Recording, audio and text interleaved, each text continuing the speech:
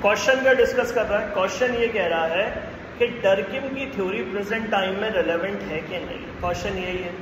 अब what do you mean by relevant, मतलब क्या आज भी वो फॉलो होती है? सोशियोलॉजी में एक चीज समझ लेना कि वो आपसे ये नहीं पूछ रहा कि सामने वाला स्टेटमेंट सही है या गलत है। First and foremost thing, don't mind about a statement कि हमें इसमें सही या गलत बताना है। सोशियोलॉजी एक ऐसा सब्जेक्ट है जो आपसे सीधे पूछ लेगा, भाई साहब आप बताओ आपको सही लगता है कि नहीं। कमेंट का मतलब क्या हो गया? आप बताओ आपको सही लगता है कि नहीं।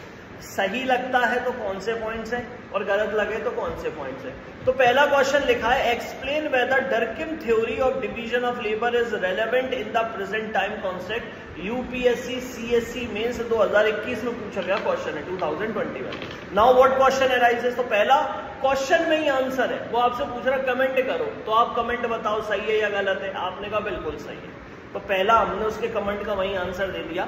ये क्वेश्चन 150 वर्ड्स का है, 10 मार्क्स का है, तो इसका मतलब हम इसको 3 क्राइटेरियाज में डिवाइड करेंगे। पहला हम बात बताएंगे कि सही है या गलत है। दूसरा प्रोस्पेक्टिव हमारा होगा डर्किम है कौन। तीसरा उसका डिवीजन ऑफ लेबर क्या है।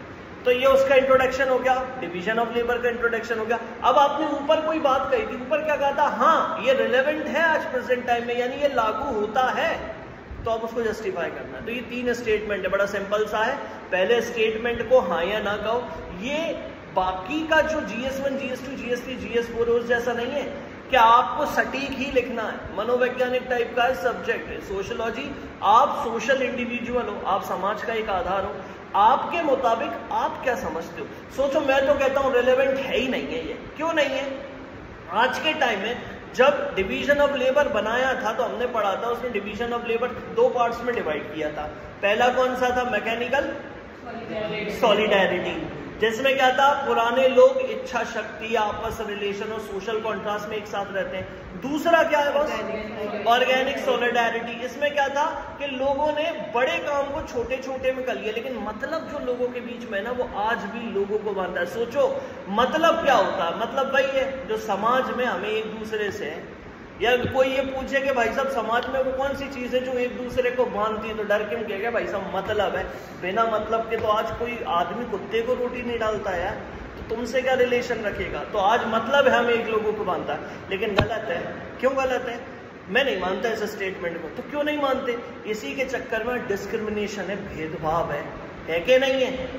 डिस्क्रिमिनेशन इसी लेबर के चक्कर में आज क्या देखने को मिल रहा है? आज मैं देख सकता हूँ पॉवर्टी बहुत जोर से, poverty, low income of living आज है।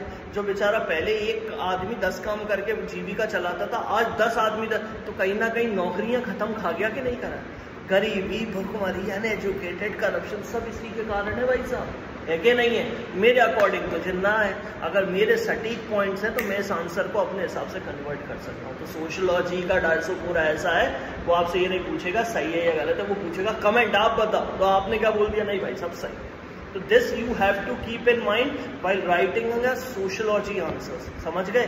सोशियोलॉजी के आंसर्स लिखने से पहले ये समझ लेना कि सोशियोलॉजी का एक तरीका होता है। Sociology is an scientific study of ideology. विचारधारा है, अब वो विचारधारा आप किस तरीके से देखते। लेकिन इसका मतलब ये नहीं तुम करप्शन को अच्छा बता दो। जो सोशल इविल्स है वो समाज में बुराई है तो वो ना है, पर अगर आपको लगता है कि कुछ ऐसे काम है जो सही हैं तो फिर समझ लेना कि वो सही है, उसको चेंज नहीं कर सकते। क्लियर है सबको? तो ये सबसे अच्छा मेथड है, तो अपन इसी को लिखते हैं। तो सबसे पहले आप ये लिख दो